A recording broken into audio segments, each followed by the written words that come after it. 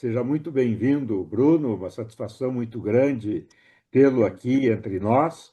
E agradeço também o fato de teres prontamente aceito o nosso convite para participar desta conversa, Bruno. Uma conversa informal, reunindo jornalistas, para tratar de assuntos que passam pelo nosso ambiente profissional e mesmo social. O Bruno, uma breve apresentação, ele é um especialista em várias situações do direito. Especialista em direito internacional, especialista em direito do consumidor, especialista em direito econômico, em direito constitucional e coordena o curso de pós-graduação em direito do consumidor e direitos fundamentais da Universidade Federal do Rio Grande do Sul. É um currículo extenso, vitorioso. Parabéns, Bruno, por toda essa trajetória, sem contar os livros, duas dezenas de livros que já escreveste, boa parte deles sobre estas áreas de tua atuação muito especializada. Então, Bruno, muito obrigado de novo. Como eu conversei com você antes, o nosso mote inicial aqui seria essa questão toda do assédio a que jornalistas são submetidos em todo o país, em função de sua própria atividade profissional. Você, como de alguma forma estudioso também desta área, tendo já, inclusive, vamos situar o que o Marcelo lembrou muito aqui no início da nossa conversa, Bruno, o fato também de teres tido uma experiência muito profícua numa empresa jornalística, que foi a RBS, onde você tratou destas questões de assédio e de quase ofensas aos jornalistas. Então, muito bem-vindo e sinta-se, por favor, Bruno, bastante à vontade para esta conversa conosco aqui. Muito obrigado, Vieira Cunha, muito obrigado aí a todos aí pelo convite, uma alegria estarmos juntos. Marcelo aqui, que revejo, né? Um grande chefe, Grande né? parceiro, Muito, parceiro muito, Bruno Grande. muito aprendi lá com o Marcelo, com a turma, o Alexandre Bach também está aqui, né? Alexandre é o teu maior Foi... cliente, eu acho. É verdade, é Editor de verdade. polícia, né? É verdade, é verdade.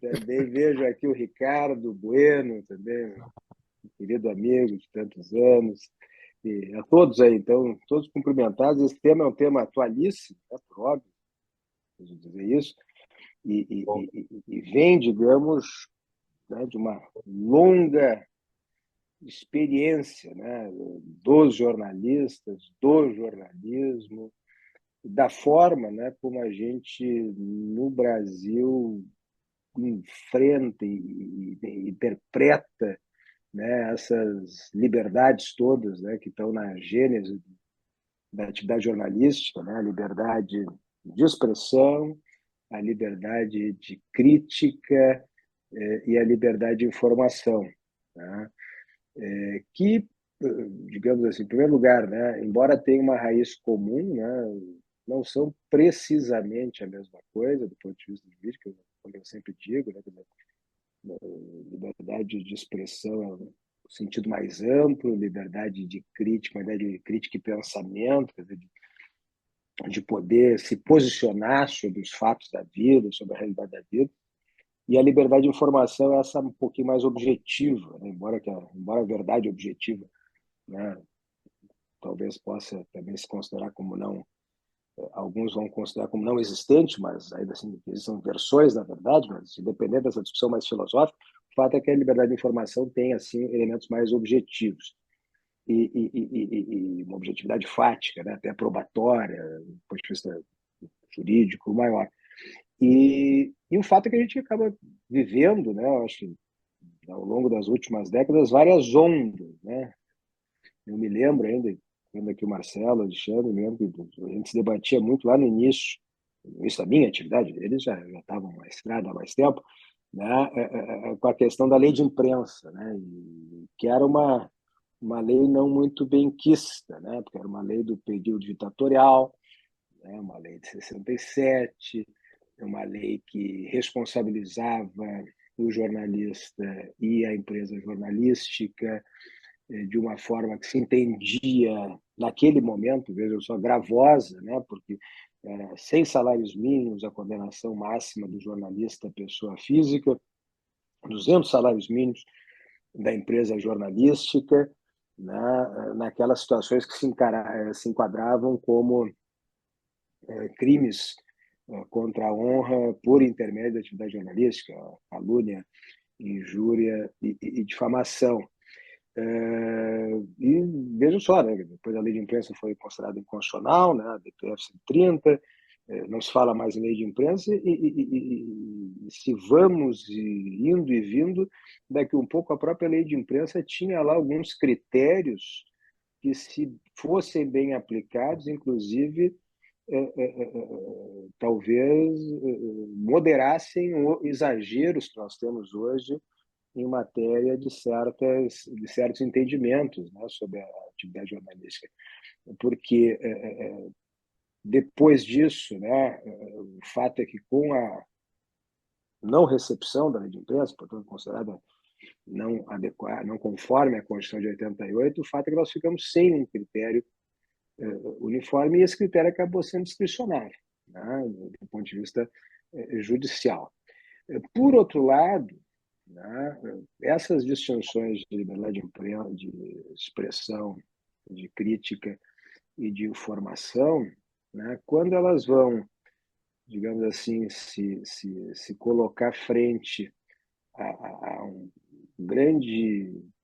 uma grande onda aqui, de novo, né, de proteção dos direitos fundamentais, dos direitos à personalidade, do direito à honra, à intimidade, à imagem, né, à vida privada das pessoas, né, o que acaba acontecendo? Né? O próprio conceito do que seja a honra, a intimidade, a vida privada e a imagem, né, acaba também, né, porque vem com a Constituição de 88, não há, digamos assim, uma definição absoluta, e acaba se tendo conceitos que não são conceitos uniformes. Nós mesmos sempre defendemos, eu defendo até hoje, né? Olha, direito à honra, ofendeu a honra. Tá, mas o que é a honra? Não, a honra, na verdade, é o direito que a pessoa tem de ter qualidades que lhe são próprias, qualidades que ela efetivamente possua, de projetar essas qualidades para a comunidade, enfim, projetar externamente essas qualidades. Então, se ela não tem essas qualidades, ela não pode projetá-las. Acho que esse é um ponto importante, né? Então, esse é um ponto, digamos assim, que nem sempre fica bem compreendido, se confunde aí. Se eu entrar muito no juridiquês, vocês me cortem, viu? A gente desvia. Mas a gente confunde dois conceitos, né? Que é o da honra objetiva, que é essa ideia de como é que as pessoas me consideram, e a honra subjetiva, que é o sentimento da pessoa por si mesmo. Puxa vida, eu fui chamado de ladrão e eu não sou ladrão. Né? Isso me afeta a honra subjetiva. Por outro lado, a honra objetiva é como as pessoas me percebem, né? E aí o direito é de as pessoas me perceberem com as qualidades que eu efetivamente possuo. De outro lado, no caso da intimidade da vida privada, né? Aqui até uma coisa curiosa, né? Nós temos esses dois direitos na Constituição, né? O artigo 5º, inciso 10, está lá, intimidade e vida privada. Estão os dois, né? E, na verdade, eu atribuo isso a um problema de tradução, né? Eu vejo assim que, certamente, nós tivemos constituintes lá e assessores da Constituinte que estudaram na Europa, ou liam os livros europeus, e lá tinha o direito à intimidade, muito fortemente. Né? Outros que tinham mais um viés anglo-saxão, Estados Unidos, direito inglês, e lá tinha o right of privacy. Né? E aí trouxeram a privacidade, trouxeram a intimidade, colocaram na Constituição, e aí nós tivemos que fazer diferenças. Aqui no direito tem uma máxima, né, de que a lei não usa palavras inúteis. Né? Então, se ela deu dois nomes, vida privada e intimidade, é porque são coisas diferentes. A gente começou a ter que achar diferença dessas coisas. Né? E aí acabamos fazendo uma diferença daquela do direito de estar só, né, que é do direito norte-americano, ou seja, o direito da pessoa consigo mesmo, aquelas informações que são personalíssimas da pessoa e de mais ninguém, e uma outra proteção numa esfera um pouco maior, né, do círculo íntimo da pessoa, vamos dizer assim, da sua família, das pessoas mais próximas, etc. E tal. O que acabou acontecendo aqui também? Né? Falta isso ainda hoje, não só com a imprensa, de modo geral, né? Esses direitos são mal compreendidos. Por quê? Porque, na verdade, não se pode retirar da própria pessoa a prerrogativa de do que colocar sob a proteção desse direito. Estado de saúde, orientação sexual, por exemplo, né? São tipicamente informações que são colocadas sob a esfera da privacidade, da vida privada. Né? Ou seja, são intocáveis se o indivíduo não disser, não permitir o acesso a essas informações ou ele próprio não divulgar. Agora, ele pode divulgar. E faz isso, até com frequência, inclusive com N intenções. E nesse momento em que ele divulga, não tem mais proteção de intimidade e vida privada. Né? Porque o próprio indivíduo divulgou, ou ainda, informações são de interesse público, o estado de saúde de um agente político, por exemplo, do presidente da República, do governador do Estado, do ministro do Estado, etc. Não, mas isso é intimidade e privacidade. Não, isso é de interesse público, a reserva do interesse público. Né? Essas questões que, embora para nós, né, que ou estudamos o tema, ou escrevemos sobre o tema, são muito claras, né? Na cultura jurídica brasileira não é tão claro. Nas decisões, né, que se tomam a esse respeito, isso não é claro. Né? Se pega muitas vezes situações e se coloca na privacidade da intimidade sem se considerar um caso ou da reserva de interesse público, outra coisa. Eu sempre lembro um caso, né, o Marcelo não sei se vai lembrar, não foi com o grupo RBS nem com a Zero Hora, mas foi com um colunista político que quis fazer uma crítica à época o senador Antônio Carlos Magalhães, né, que é um conhecido político, enfim, político protagonista da política brasileira, né, e colocou lá uma nota na coluna dele, dizendo que um conhecido senador Babalaô, eu acho que era a expressão que foi usada, né, envolvido na fraude do painel do Senado, que tinha sido um episódio na época muito conhecido, né, foi visto num hotel em São Paulo com uma jovem de 20 e poucos anos. Né? Ponto. Não era sua neta, etc. Né?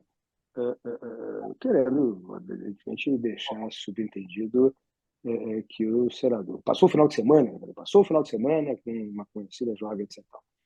Né, em São Paulo e tal. Evidentemente que ali ele estava querendo indicar que o senador pudesse ter qualquer tipo de relação outra com essa jovem que não uma relação familiar.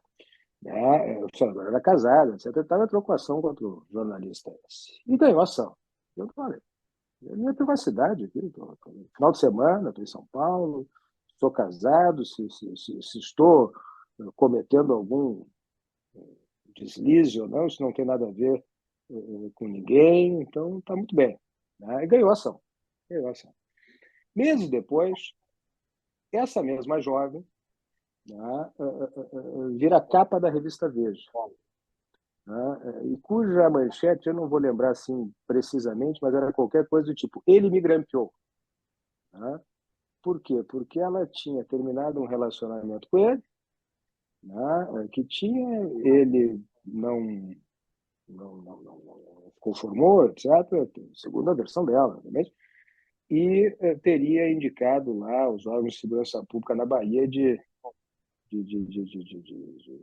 enfim, acompanhar os passos dessa jovem e de um outro sujeito com o qual ela estaria se relacionando. Foi capa da revista. E o senador voltou com a ação, entrou com a ação de novo, né? Agora contra a Veja. Mas essa ele não ganhou prova. Né? Ele não ganhou por razões evidentes, reserva de interesse público. Né? Mas essas questões nem sempre se resolvem como essa do senador Antônio Carlos. Por quê? Porque, na verdade, em muitas circunstâncias, onde nós temos envolvimento de familiares, onde nós temos envolvimento de situações, né, que mesclam, né, o interesse público-privado, que é tão comum na vida brasileira, na coisa da gênese da vida brasileira, muitas vezes esse argumento da intimidade, da privacidade, acabam sendo utilizados para efeito de responsabilização do órgão de imprensa. E por fim, a imagem. Né? E a imagem, né? A imagem, nós temos dois conceitos também, né? Que é a imagem, juridicamente falando, que é o direito à imagem retrato, né? Que é a reprodução física da pessoa, enfim, a fotografia, desenho, caricatura, etc. E tal, né? E, de outro lado, a imagem como reputação, né? Aí uma ideia de imagem honra, né? Como honra. Na imagem retrato, tá? A jurisprudência dos tribunais brasileiros, já há muito tempo, né, reconheceu como um dano in re ipsa o uso indevido da imagem. O que é o dano in re ipsa no juridiquês? Né? É um dano que o sujeito não precisa provar, é presumido. E é presumido absolutamente. Esse é um caso, inclusive, que, lamentavelmente, inclusive, né, um dos precedentes foi uma condenação de um dos veículos do grupo RBS, mas não exclusivamente a RBS, outros também, no caso de uma famosa atriz que teve a sua fotografia publicada para promover uma revista, né, masculina na qual ela teria posado e em relação à qual ela inclusive teria participação, né, se o número de vendas fosse maior, ela teria participação nessas vendas, tudo mais, portanto ela teria um ganho econômico, né, mas ela alegou que não autorizou nenhuma publicação que não aquela própria com a qual ela tinha assinado o contrato e fez, e posou para as fotos, etc. e tal. Então todo mundo que publicou sem autorização dela, em tese, teria que ser condenado. Nem todos foram, mas aqueles que foram sob esse argumento. O uso indevido de imagem, independentemente de qualquer razão, gera indenização. O direito gera dano e, consequentemente, direito à indenização. Eu estou abrindo com esses casos, não chegamos no assédio ainda, mas eu estou abrindo com essas 4 situações, com esses 4 direitos, vamos dizer assim, porque eles estão na base, vamos dizer assim, da discussão que nós temos no direito brasileiro hoje, experiência brasileira hoje, sobre situações de responsabilização da imprensa. E aí, leia-se, né, da imprensa, veículos de comunicação social e da imprensa profissionais, né, jornalistas, pessoas físicas, etc. Uma outra circunstância que começou a se perceber também, né, nessa matéria, além dessa interpretação mais jurídica, é um pouco a estrutura, né, do Estado brasileiro, seja o Estado Poder Executivo, enfim, distribuição de competências, seja o Estado juiz. Né?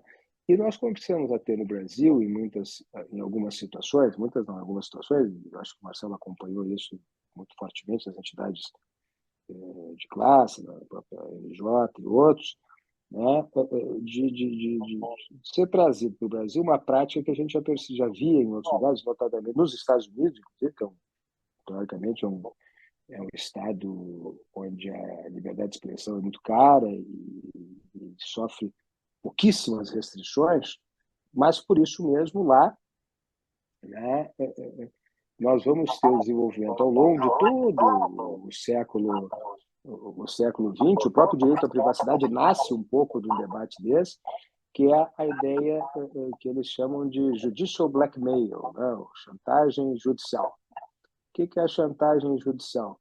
É não você apostar que você vai ganhar uma ação ou outra contra um jornalista, mas você intimidá-lo, né, ingressando com ações sucessivas, muitas vezes, ou às vezes com uma ação coordenada. Tá?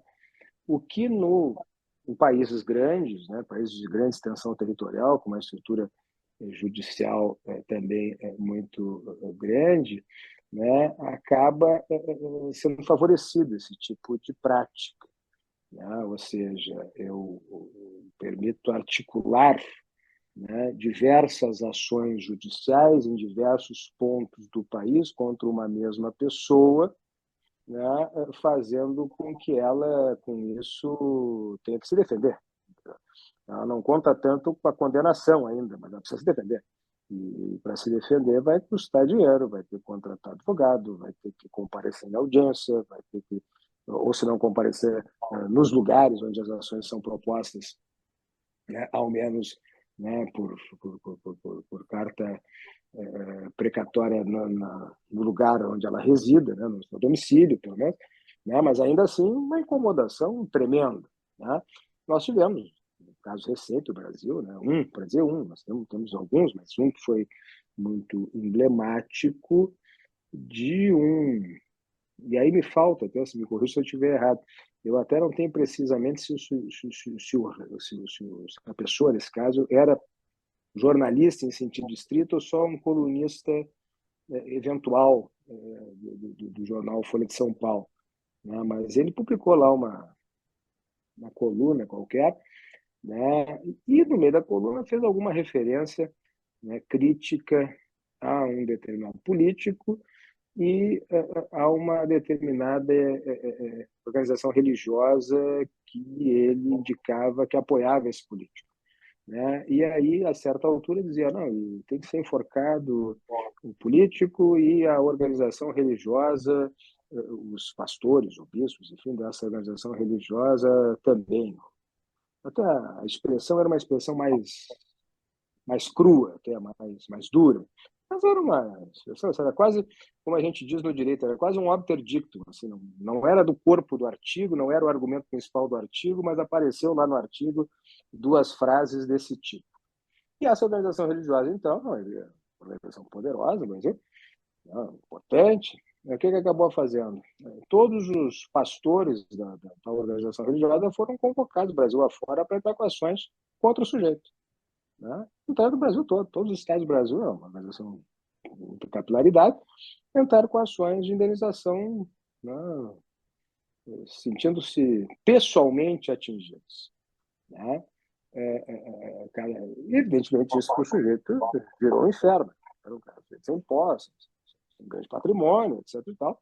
Claro que contou com o apoio, né, da própria empresa jornalística e até de ONGs, depois que foram auxiliá-lo, mas o fato é que ele teve que se organizar para responder esse processo no Brasil inteiro, até que chegou ao Supremo, e o Supremo acabou entendendo que aqui nós teríamos uma espécie de, que é uma expressão que agora está muito em voga, né, ficou uma expressão famosa mais recentemente, de litigância predatória, né, ou litigância abusiva.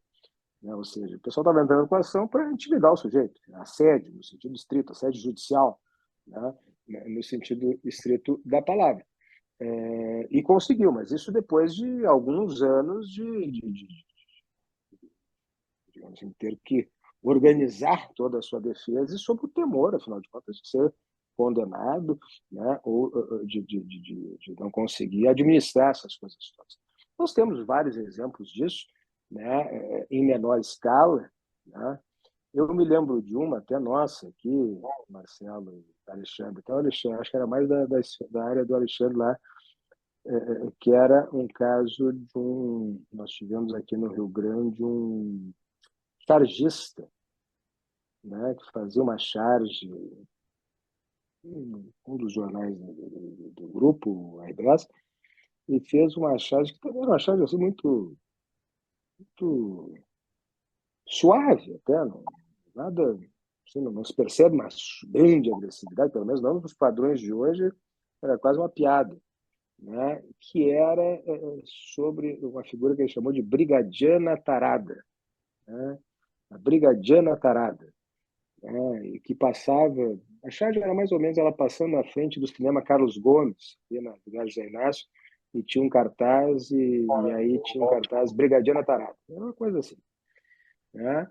E aí, 3, 4, 5 semanas depois, se começa o ingresso de ações plurimas, né, de 6 em 6 brigadianos, né, mais uma ação de uma associação de brigadianos, mais uma outra ação de associação de brigadianos, todos se sentindo, em tese, ofendidos com a charge do chargista esse. Né? Tipicamente, possivelmente nem todas viram, né? Possivelmente houve ali, né, uma articulação, né, digo, olha, uma não gostou, articulou com a outra, etc. E entraram com diversas ações plurimas. Né? E, evidentemente, colocando o chargista em uma situação também difícil.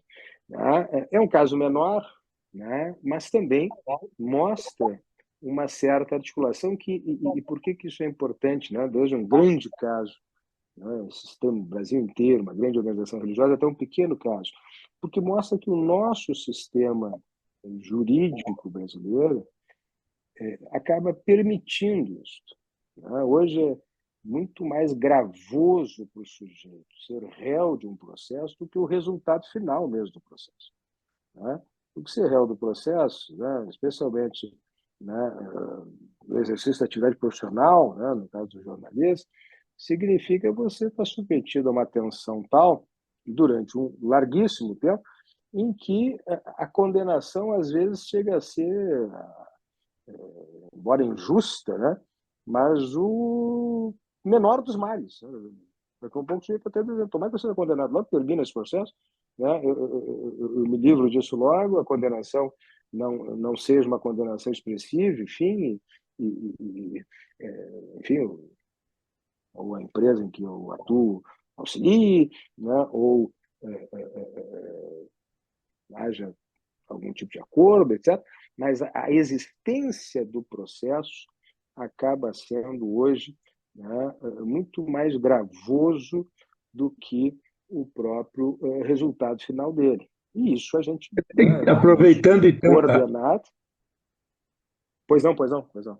desculpa, professor, mas então, aproveitando esse gancho, nós temos um episódio bastante recente da jornalista Rosane de Oliveira, que o senhor, inclusive, acabou de citar en passant, que foi condenada por ter divulgado dados oficiais, publicados formalmente no site do Tribunal de Justiça, sobre uma remuneração mensal que essa magistrada recebeu, superior a R$ 600 mil.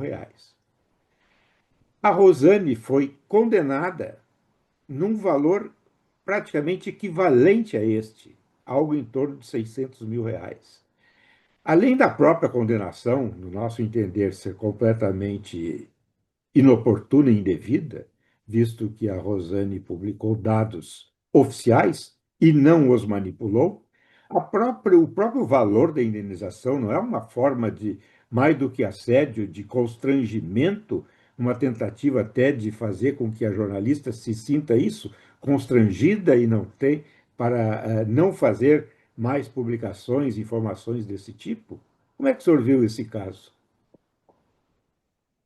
Eu acho, vamos lá, né, essa questão dos dados públicos, né, ela é uma questão que nós também enfrentamos há muito tempo. Né? Dados de remuneração, especialmente, né, eram dados, digamos assim, que no passado já geraram ações e condenações e tudo mais. Depois nós tivemos a lei do acesso à informação. Tá? E com a lei do acesso à informação, né, um pouco que se inverteu o sinal.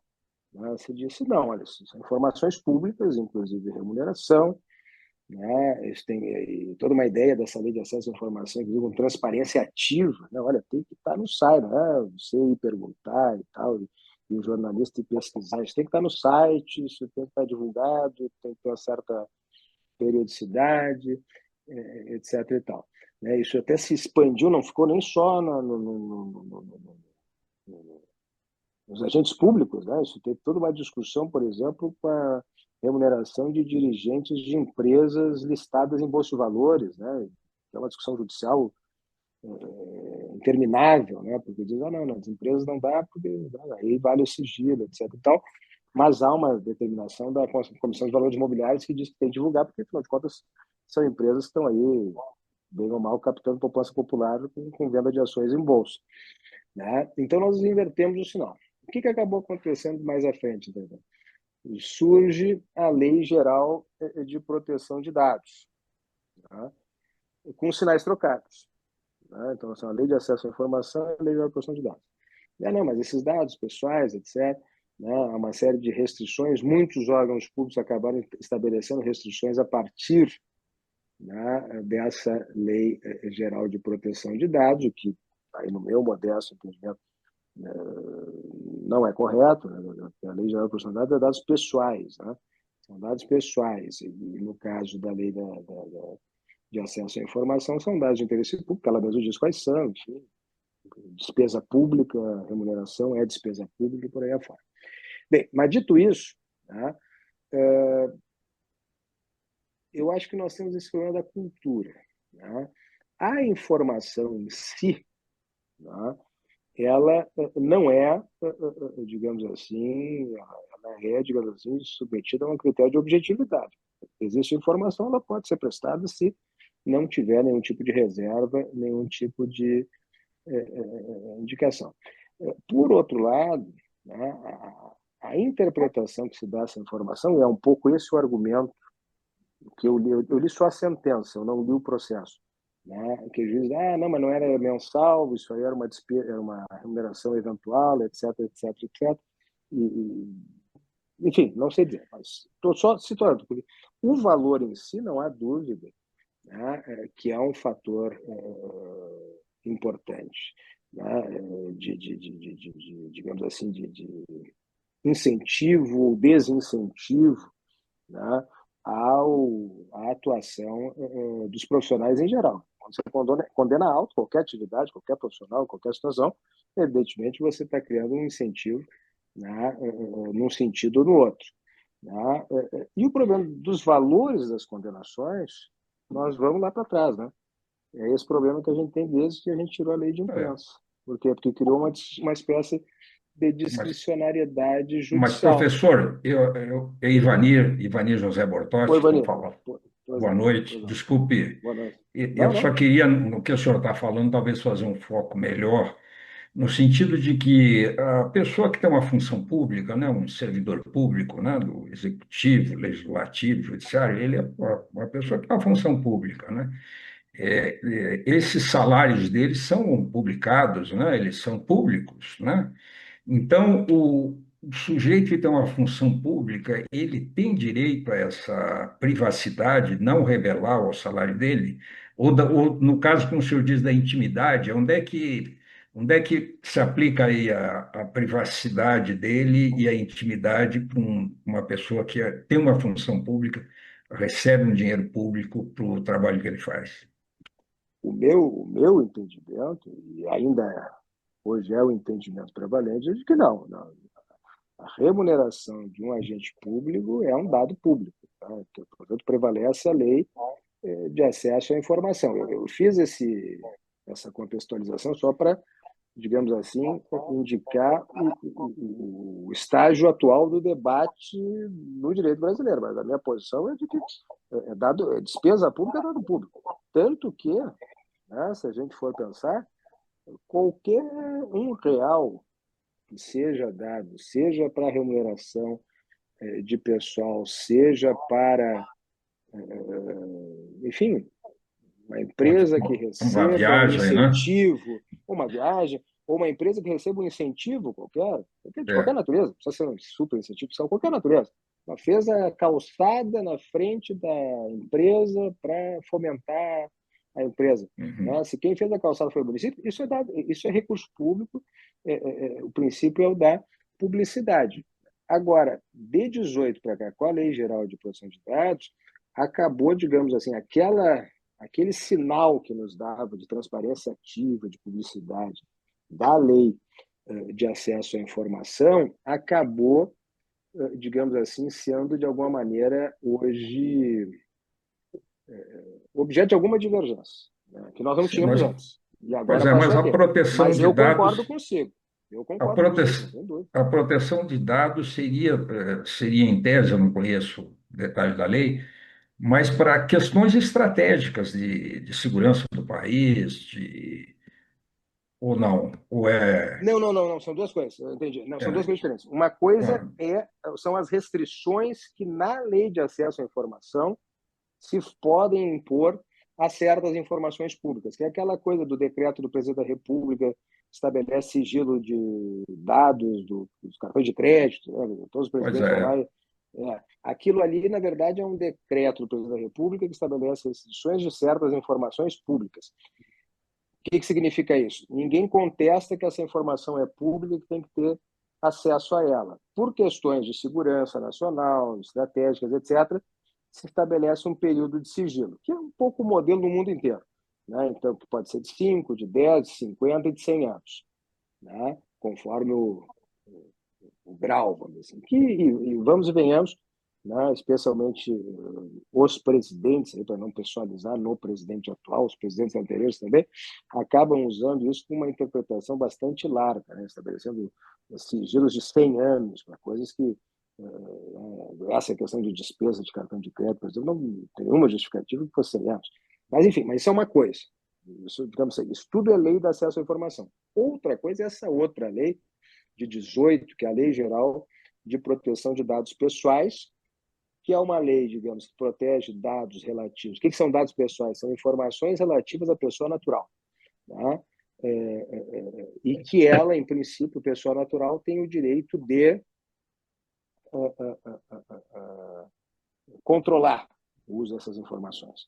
Com base nessa nova lei, tá, que vai proteger qualquer tipo de informação pessoal, né, discussões no campo do consumo, direito do consumidor, os nossos dados nas farmácias, por exemplo, Pois é, é o então, mas isso CPF. aí, nesse aspecto, quer dizer, eu como um cidadão privado, particular, né, meu dado de consumo do meu cartão, que eu compro remédio numa farmácia, eu compro não sei o que no restaurante, vou no supermercado, não sei o que, para lá, esses dados todos hoje, quer dizer, eles são usados hoje pelo Google para te mandar propaganda, para te mandar, né?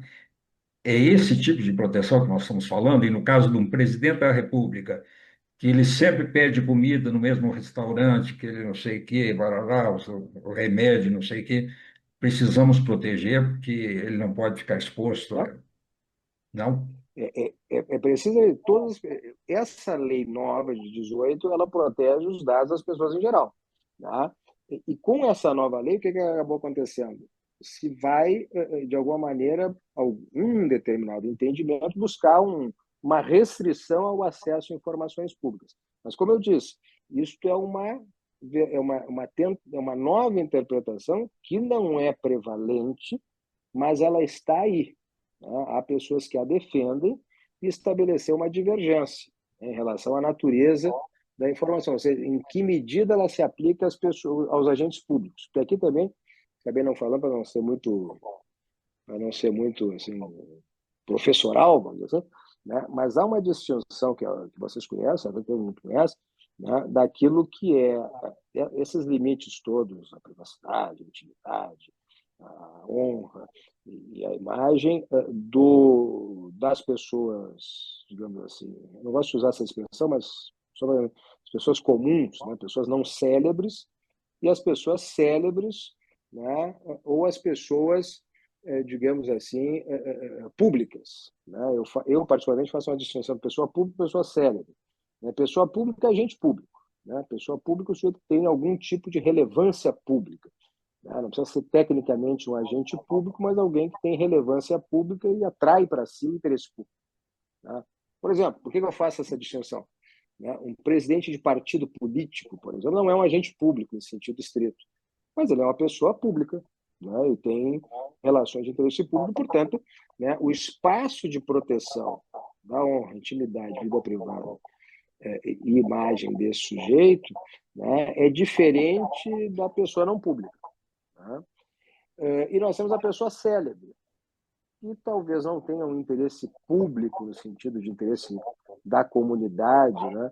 Os assuntos públicos dessa pessoa, mas o fato dela ser uma pessoa célebre, né, e de se comportar como tal, também estabelece um critério de interpretação da proteção desses direitos à imagem, intimidade, vida privada e honra, honra até menos, né, mas diferente das pessoas não célebres. Por exemplo, um ator, né, um ator que é abordado por alguém para tirar uma foto, ou que tem uma foto sua tirada por um fã, né, em tempos de internet, né, de um fato verdadeiro. Né? Toda e qualquer situação ele vai poder dizer, não, eu uso não autorizado da minha imagem, o sujeito tirou, colocou na página da rede social dele, etc. Então, não, né? Porque esse elemento de celebridade, né, acaba, de alguma maneira, também estabelecendo um estilo de vida, uma conduta daquela pessoa, né? E que vai exigir um ônus argumentativo maior no sentido do prejuízo que ela possa ter sofrido, né, por uma determinada conduta, um uso de imagem ou coisa que o vale, né? Então, nós temos um tratamento distinto aqui. Né? Nós temos um tratamento distinto aqui. Só que a Lei Geral de Proteção de Dados Pessoais, ela não faz distinção. Esse é o ponto. Ela não faz distinção. Informação, dado pessoal é informação relativa à pessoa natural, ponto. E é aí onde essa discussão hoje se instala. Né? A questão da remuneração é um ponto. Né? Como eu disse, eu continuo dizendo e continuo sustentando com muita tranquilidade de que é despesa pública, é informação alcançada pela Lei de Acesso à Informação, não tem restrição, a não ser o dia que se revogue a Lei de Acesso à Informação. Mas, se não acontecer isso, é informação pública, né? E não há discussão. Agora, essa é a minha posição. Né? O fato é que a nova lei... O STF, o STF, em relação a isso, já tomou alguma posição, professor? Ainda não. Não, ainda não, ainda não. No STF, no tocante à atividade jornalística, nós temos duas grandes questões, uma já decidida e a outra que está aí, na ordem do dia.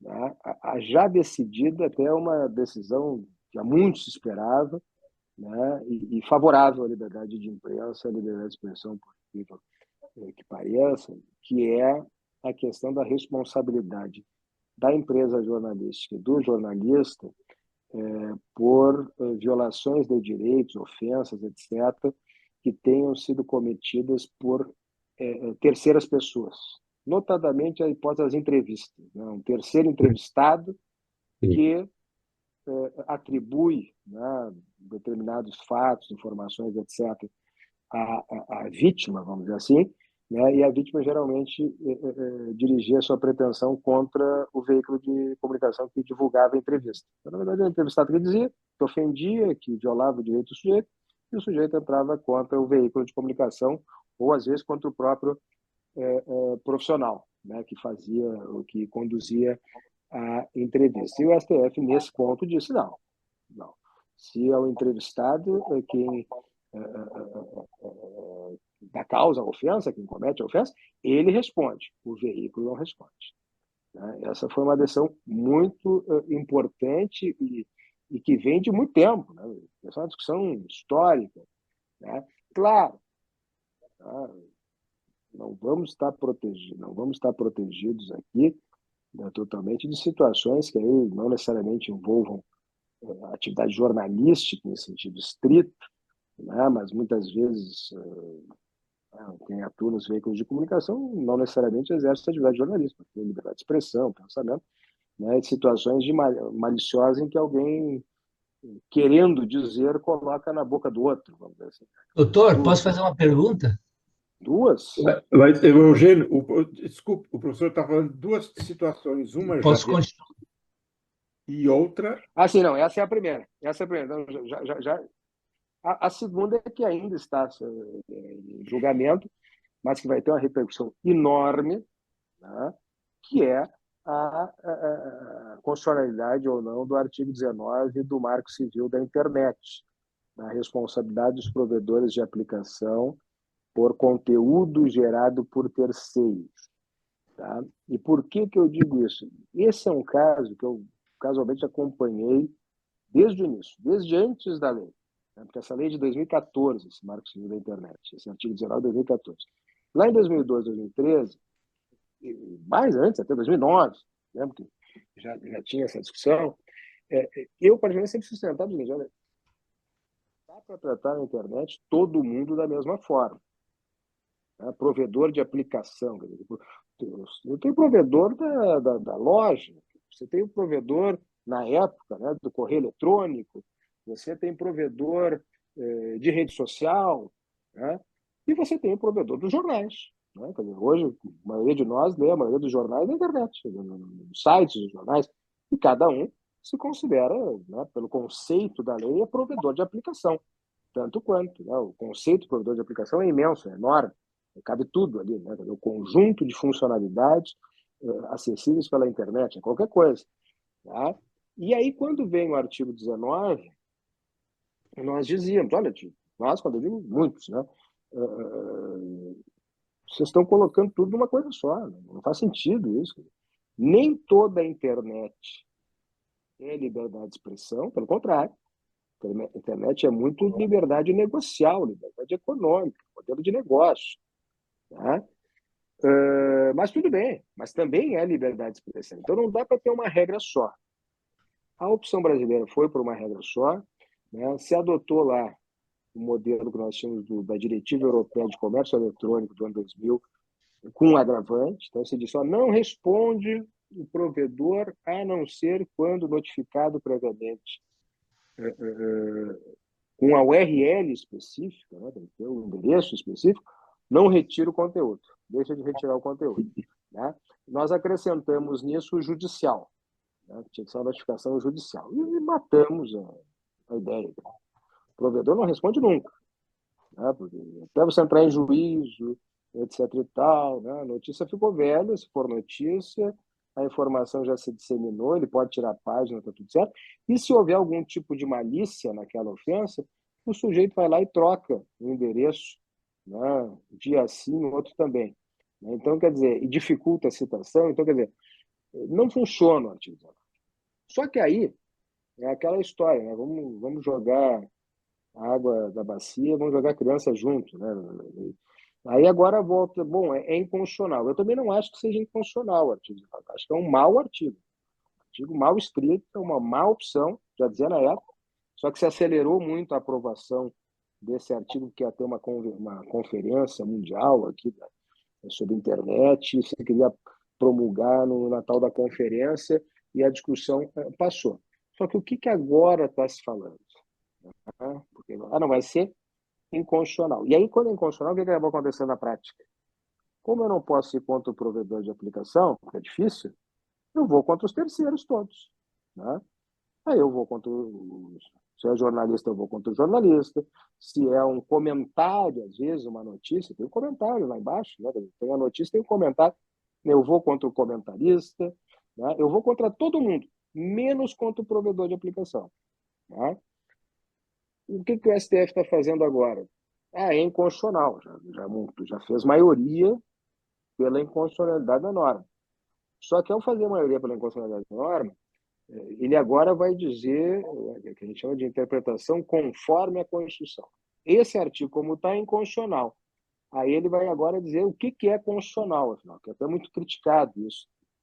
O STF está, segundo alguns, estaria avançando sobre a prerrogativa do Poder Legislativo. E, por outro lado, os que defendem não, tem que adequar a Constituição e tal. Mas, ao adequar, o que ele vai dizer? Tem uma linha, que parece ser a linha que está sendo defendida pelo presidente do Supremo, do ministro Luiz Roberto Barroso, que é uma linha de dizer o seguinte, olha, os provedores vão responder diretamente pelo conteúdo patrocinado. E aí é mirando rede social, sem dúvida, mirando rede social. Onde tiver conteúdo patrocinado, ele está ganhando dinheiro, o provedor está ganhando dinheiro e vai responder pelo conteúdo. Tá? Essa é uma linha, vamos dizer assim, de entendimento. Né? E no resto, ele vai ter que ser notificado, aí não vai precisar ser judicial. Né? Não vai precisar ser judicial. Qual é o ponto aqui? Quando a gente fala de provedores de aplicação, a gente está falando desde os grandes provedores, as big techs, como se costuma dizer, até a nossa conversa aqui, que amanhã vai para o YouTube. Opa! Oi? Pode falar, professor. Não? Desculpa. Sim, Não pode... digo, a nossa conversa que vai para o YouTube. Então, eventualmente, alguém se sentir, por qualquer razão, ofendido por qualquer coisa que nós digamos aqui, neste entendimento, vai ter ação direta. Vai ter ação direta, não tem conteúdo direto. Então, quer dizer, é uma mesma regra para situações absolutamente distintas. Qual é a tendência, qual é o risco disso, que é um risco evidente? Né? Um aumento, né, de ações de responsabilização em todos os níveis, né? Sem distinção do que é atividade comercial, negocial, o que é atividade jornalística, profissional, por exemplo, né? Então, a regra vai valer, né, tanto para o sujeito que está lá na rede social, né, vociferando contra tudo e contra todos, quanto o sujeito que está exercendo atividade jornalística, quanto o sujeito que está, eventualmente, estabelecendo um debate, né, acadêmico, ou que o valha, desde que seja pela internet, né? A gente está, de alguma maneira, saindo do 8, poderá sair, né? Tem decisão ainda, do 8 para o 80. Não responsabiliza ninguém, mas que não era bem ninguém, não responsabiliza os provedores de aplicação. O resto, tudo, tinha responsabilização direta. Se qualquer um colocar qualquer coisa na internet, né, que alguém se sinta ofendido, vai responder por isso diretamente, né? Mas agora se parte para uma ideia de que essa responsabilização vai ser geral, né? E com base e por culpa, né? De maneira que temos aqui um cenário, né, de um certo risco que eu identifico de aumento considerável, de ações judiciais nessa matéria, né? E hoje, praticamente toda não, mas boa parte da nossa comunicação é, né, pela internet, por provedores de aplicação, seja jornais escritos, seja jornais, né, enfim, streaming, provedores de vídeo e por aí adiante. Desculpe, Eugênio, só concluir. Eugênio. Doutor Bruno, há pouco tempo eu fiz uma reportagem com o último funcionário que saiu da boate Garoa, que pegou fogo naquela noite. Aí ele me relatou uma série de coisas. Eu tentei falar com o dono, pegar o contraponto 8 vezes. Na dificuldade, eu desisti. E ele entrou com 3 processos. Um contra o rapaz que me deu a entrevista, outro contra o veículo que publicou e outra contra o repórter que entrevistou, que no caso fui eu. E a justiça acabou não aceitando o processo, mas no caso específico, ele deveria ser processado por quem? Quem deveria ser processado, na verdade? O veículo, o autor da entrevista ou o autor da reportagem? Qual é a sua opinião sobre isso? Não é que devido ser processado, a princípio eu diria que ninguém, se o fato é verdadeiro, mas, digamos, ele teria direito de processar a todos, por outro lado, né, porque o direito de ação é livre. Agora, talvez a pergunta seja, alguém deveria ser condenado? Acho que esse é o ponto. Eu lhe diria o seguinte, eu até não comentei um detalhe importante, desculpa, eu acabei de esquecer. Nessa decisão do Supremo, me faltou um detalhe aqui, é na entrevista ao vivo, tá? É na entrevista ao vivo.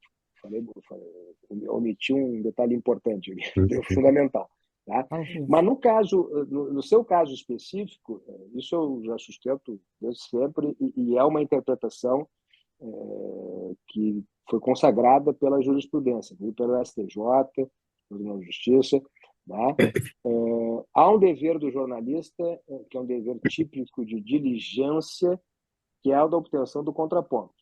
Tentou 8 vezes, demonstra que tentou 8 vezes e não obteve sucesso, está cumprido o dever, não responde. Tá? Isso o STJ já indicou que, olha, existem, digamos assim, jornalista não é juiz, jornalista não é delegado. O jornalista faz uma apuração de fatos, especialmente no jornalismo investigativo, uma apuração de fatos dentro da técnica jornalística, com a diligência que razoavelmente se vai exigir dele. Qual é a diligência que se exige dele numa situação de atividade de jornalismo investigativo? É a figura do contraponto, né, e da investigação sobre os fatos relevantes. No contraponto, provei que tentei, está resolvido. Eu escrevi na matéria que, no final, o proprietário fulano de tal não quis dar entrevista depois de 8 tentativas. Então, o jornalista estava fora dessa. Me permite Cumpriu o só, dever de Bruno, diligência técnica. A única, só um detalhe. não, claro. A única coisa, vamos dizer assim, pode acontecer, se o entrevistado, eventualmente, porque pode acontecer do entrevistado mentir, pode acontecer, não estou dizendo que nesse caso específico, mas pode acontecer, do jeito de uma entrevista e não falar a verdade, ele responde. Mas o jornalista que teve a versão, apurou a versão e tentou apurar com o próprio sujeito, né, o próprio protagonista, ele não responde. Desculpa, Marcelo. Desculpa. Não, só, Bruno, aqui a NJ ela é amicus curiae, foi amicus curiae nesse caso do STF, né, extremamente rumoroso, e a primeira versão era muito ruim para a imprensa, para a liberdade de imprensa, e na modulação final ela acabou, de fato, trazendo boas notícias para a defesa da liberdade de imprensa, inclusive para evitar, ou pelo menos para tentar evitar, ações na primeira instância que são verdadeiras aberrações, né, porque essa modulação do STF acaba criando, enfim, uma jurisprudência né, de aplicação para todos os tribunais do Brasil. Então, ajuda, inclusive, a evitar, pelo menos, ou tentar evitar as ações que condenam a imprensa em primeira instância. Mas ela traz um aspecto interessante nesse caso aí, que o veículo ou o jornalista podem vir ser, né, acionados e condenados caso haja negligência, má-fé, dolo ou má-fé evidente. Então, assim, eu fiz de propósito, não ouvi o outro lado porque eu queria, né, exatamente expor né, essa circunstância. Então tem que ficar evidenciada a negligência, o dolo ou a má-fé. Então, no momento que, de fato, como você disse, né, e isso, para nós, não é nenhuma novidade, né, quer dizer, porque a regrinha básica do jornalismo, desde sempre, pelo menos desde o jornalismo moderno, ouvir o outro lado, tentar ouvir o outro lado, né, o contraponto, enfim, os princípios básicos da acusação, mesmo quando é feita por um terceiro numa entrevista, como foi o caso aí que o Eugênio exatamente cumpriu, né, esse princípio ético. O problema para nós está quando você não identifica que houve ali uma acusação, que foi a origem do processo lá do Diário de Pernambuco, que foi um delegado da repressão militar que deu uma entrevista de uma página inteira lá no Diário de Pernambuco, isso em 95, em que há tantas lá da entrevista, é perguntado, o senhor tem informações, o delegado atuou na repressão militar lá em Pernambuco, e quem cometeu o atentado lá de Guararapes, ele disse, não, foi, né, não há dúvida, foi lá o deputado tal. E na época ele tinha sido citado, de fato, como uma das suspeitas, etc. E isso passou batido. Né? Na entrevista não teve nenhum destaque, não teve legenda, linha de apoio, título, passou batido no meio de uma página de entrevista. E esse deputado entrou com uma ação contra o jornal, né? E aí ganhou em primeira instância, perdeu por unanimidade na segunda instância. E aí que eu sempre achei que esse caso foi muito ruim para a imprensa, porque se não houve condenação na segunda instância, significa que não era um caso tão claro para se criar uma jurisprudência sobre um tema tão delicado. Né? E foi para a STJ, na STJ lá não vou entrar no mérito, reverter a decisão da segunda instância do Tribunal de Justiça de Pernambuco, e o jornal foi condenado e foi para a STF para criar, então, enfim, uma regra de aplicação geral no Brasil, de uma coisa que nasceu muito torta há 30 anos atrás. Né? Então, mas no fim das contas, no fim de toda essa novela, o resultado, de uma forma geral, foi positivo. Mas tivemos muito ameaçados. Né? E aí as entidades trabalharam muito forte lá em Brasília, né? Muito mérito, eu diria, de todas as entidades jornalísticas, da Abrage, a JOR, Repórter Sem Fronteiras, a ABI, enfim, todo mundo, diante do risco que isso ia causar para a atividade da imprensa de uma forma geral, da imprensa, do jornalista, de qualquer jornalista. Agora, também tem isso aí também era, uma certa forma, preparação para a decisão do artigo 19. Né? Sim. E nós tínhamos esse entendimento. Então, o Alexandre de Moraes foi o grande autor da regra, né, da definição mais perigosa para a liberdade de imprensa, na primeira versão. Mas, de fato, houve um bom senso, né, dentro do STF. E eu acredito também aqui, já enveredando, que vai ter um bom senso na modulação do artigo 19. Tem um almoço amanhã para modular, né? O ministro Barroso é muito hábil nessa, É. né? Para que nem de um lado se cria a existência de uma única segmento empresarial no Brasil que não tenha nenhuma responsabilidade sobre a forma que faz dinheiro, e nem de outra forma que estabeleça um princípio de censura à atividade, enfim, à liberdade de expressão de uma forma geral. Aí o meio termo é esse, aí todo mundo tem que ser responsável pela forma que faz dinheiro, né? Publicidade, impulsionamento é uma forma. Eu me lembro aqui, Bruno, você foi, na época que você trabalhava na Zero Hora, nós tínhamos classificados, te lembra? Sim, O sim, que sim, sim. Nós não tínhamos inteligência artificial, não tínhamos internet, né? O Correio do Povo, Zero Hora, enfim, publicávamos 200, 300 páginas, o Eugênio lembra bem, de classificados. O que acontecia se um daqueles classificados dissesse assim: procura-se profissional de boa aparência? Uhum. Né? Exatamente. Exige-se, né? Condenação. Então, era feito manual essa verificação, de milhares e milhares de anúncios por dia. Eu falei isso na audiência do STF, de audiência Exatamente. pública do STF para o artigo 19. Se nós, jornais, verificarmos manualmente milhares e milhares de anúncios atrás de algum delito evidente, na época pré-internet, pré-inteligência artificial, como é que as empresas de tecnologia são incapazes de verificar a forma que fazem dinheiro diretamente, que são os anúncios impulsionados, são conteúdos impulsionados, na verdade é publicidade. Então, acho que é esse ponto que é central. E tem um outro aspecto também, né, Bruno, que eu tenho batido muito, inclusive, também lá no STF, e sempre insisto nisso, né, o artigo 5º, inciso 4, que é livre a manifestação do pensamento, ele traz um após a vírgula, que é vedado, sendo vedado o anonimato. Um anonimato. Então tem que vedar, na hora que vedar o anonimato, os robôs, se cumpre, porque eu acho que se tem uma questão de constitucional, para mim claramente é o artigo 5º, inciso 4. Né? Veda-se o robô, eles chamam de contas inautênticas, o que é uma falácia, é conta falsa mesmo, sabe? É Uhum. falsificação ideológica. E aqui não estamos falando de paródia, não estamos falando que está previsto na lei, estamos falando de milhares e milhares de robôs que impulsionam conteúdos ofensivos, de discurso de ódio, etc. Então, É, assim, isso é inaceitável. Eles ganham dinheiro com isso. Como é que não sabe quem é quem está por trás? Isso a Constituição veda, e veda por uma razão muito simples.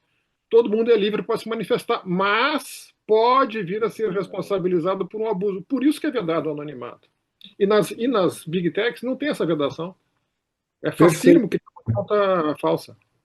perfeito, Marcelo. Fosse direto ao ponto. Basta colocar essa circunstância bem clara, clara nesse processo todo, que se afasta, portanto, essa irresponsabilidade que existe por parte desses provedores todos. A Sara está nos acompanhando, ela quer fazer uma intervenção também, Marcelo e Bruno. Fica à vontade, Márcia. Sara, desculpa. Oi, boa noite. É, a provocação do Eugênio, me lembrou de uma dúvida que eu já tive no passado e que, na verdade, eu nunca esclareci, e aí eu acho que é o momento oportuno, sobre a questão do contraponto, porque a maioria, eu acho que praticamente todos os jornalistas, assim, a gente tem a mania de dar primeiro a versão da vítima, né, do afetado, da primeira história, e aí no final do texto a gente costuma colocar o contraponto do causador, daquilo que gerou a pauta, né, que nem foi a entrevista do funcionário da pousada, e aí no final se colocaria o contraponto. E eu fico me perguntando, já me perguntei várias vezes, se isso não pode ser argumentado num processo judicial. Por exemplo, ele colocou a minha versão só no final, só que porque se sabe que a maioria das pessoas não costuma chegar até o final do texto, eles leem só o começo, então ele priorizou a outra versão e a minha versão ficou no final. Isso é uma coisa que muitas vezes já me ocorreu, assim. Você sabe, claro, falar do ponto de vista jurídico, jornalísticos, temos aí os mestres para dizer, mas do ponto de vista jurídico tem um princípio que a gente usa em publicidade, exame de publicidade, que é o princípio da impressão, critério, na verdade, que é o critério da impressão geral, né, que veio até do direito norte-americano. Você vê o todo, né? Você vê o todo. Quer dizer, não é tanto a localização da informação, mas o todo de como é que ela se articula com a versão, né? Por exemplo, e aí há recursos que são recursos de texto, estilistas conhecem melhor do que eu, né? Há recursos de destaque de texto, né? Há muitos contrapontos, às vezes você faz em destaque, né? Em caixas de destaque, o que disse fulano e tal, né? Às vezes em apurações complexas, e aí eu estou falando muito mais como leitor do que como jurista, e naturalmente não sou jornalista, mas o que a gente percebe claramente, né? Veio a matéria, digamos, pelo impacto, pela necessidade de atualidade, portanto, né, temporalidade tem que ser naquele dia, não deu para ouvir a outra parte se negou, ou não foi localizada ainda, etc. e tal, né? Mas é uma matéria complexa, com desdobramentos, e ao longo das versões, daqui a um pouco surge uma super entrevista lá, né, com o acusado, né, ou com o sujeito implicado, etc. e tal, né, no segundo ou terceiro dia da cobertura sobre o fato. Naturalmente que o que está se estabelecendo aí? Se construindo uma versão mais ampla, né? Olha, não deu o contraponto no primeiro dia, não deu no segundo, e no terceiro, sei lá, vem uma entrevista mais completa com o sujeito, só com o sujeito, não foi bem assim que aconteceu, né? Os fatos são esses, não são aqueles que foram indicados, etc. E tal. Esse critério da impressão geral auxilia, né? Auxilia. Por quê? Porque aí também há uma coisa muito importante, que não é exclusivamente da questão jornalística, mas é da responsabilidade civil em geral, ou seja, todas as situações de responsabilização por quem eventualmente causa danos, né? Que é exatamente a ideia de que você tem que verificar esse dano a partir das circunstâncias, né? Quais são as circunstâncias? Olha, eu tenho um fato imediato, né? O jornal não pode deixar de dar notícia, né? Não vou dar notícia porque eu não encontrei todos os implicados. Não, tem que dar notícia, tá? Com as informações que ele dispõe, né? Com o máximo de diligência, né? Fazendo um juridiquês aqui de novo, né? A obrigação do jornalista ela equipara, o dever, né? Diligência, equipara aquilo que no direito a gente chama de obrigação de meio, né? Os americanos chamam de obrigação de melhores esforços, né? Tu tem que te esforçar para conseguir o contraponto, conseguir as informações, mas às vezes não dá, às vezes tem que sair o jornal, tem que informar a população, etc. Né? Mas aí, ao longo da apuração, você vai lá e identifica o sujeito, colhe as informações. Às vezes as próprias versões vão se transformando. Né? A gente tem casos, vocês conhecem muito melhor do que eu, né? Casos que daqui a um pouco você tinha uma versão, essa versão vai se transformando, se apura um aspecto aqui, outro ali, a pessoa que deu a primeira versão já não a sustenta mais, né? Surgem outros fatos, etc. Isso no jornalismo policial é useiro e vezeiro, mas não só, né? O que importa é a impressão geral. Olha, foi diligente, buscou tudo a seu tempo, surgiu uma informação nova, ele foi lá e apurou, etc. Então não é tanto o tamanho, né? O que não pode acontecer, talvez, e aí pode ser um argumento, sim, para o sujeito que se julgue lesado, é um contraponto meramente formal. Tá? Procurado, fulano negou as acusações. Ponto. Quando o fulano deu várias razões daquilo, né? E nenhuma das razões foram de alguma maneira, tornadas públicas. Né? Só negou uma linha só.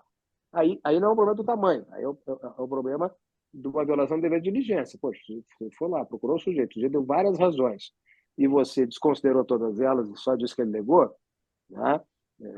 Mas aí não é um problema do tamanho, do lugar onde eu coloquei ou não, né? Tem muita.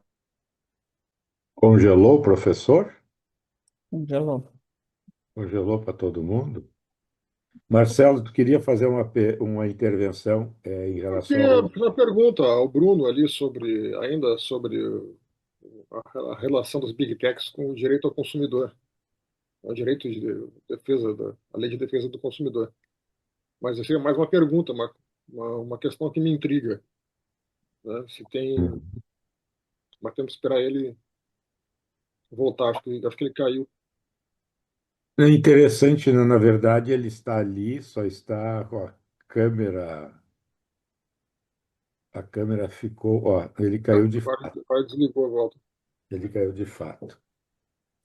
Mas, gente, acho que foi uma boa conversa, só que ficaram várias, não arestas, mas várias questões, né, Marcelo, que a gente pode tal, e deve explorar melhor. Esta questão da responsabilização das big techs, a questão da lei de imprensa inexistente, que abriu uma série de vazios exatamente na questão das responsabilizações em relação ao que se diz e o que se faz. A questão da remuneração, que as big techs deveriam, se entende que deveriam fazer em função da utilização de conteúdos produzidos por outros que não elas, e que acabam, né, auferindo rendimentos e likes e audiência e tudo mais em cima daquilo que não é delas. E mais aquela chantagem judicial que muitas vezes é feita para cima de jornalistas. Acho que nós, enfim, até o tempo está se esgotando. Tá Podemos encerrar certo. aqui, Marcelo. Agradeço muito Eu a tua agradeço. participação, né? Esteve aqui enquanto amigo ou conhecido, amigo do Bruno, mas tivesse uma grande e decisiva participação nessa conversa.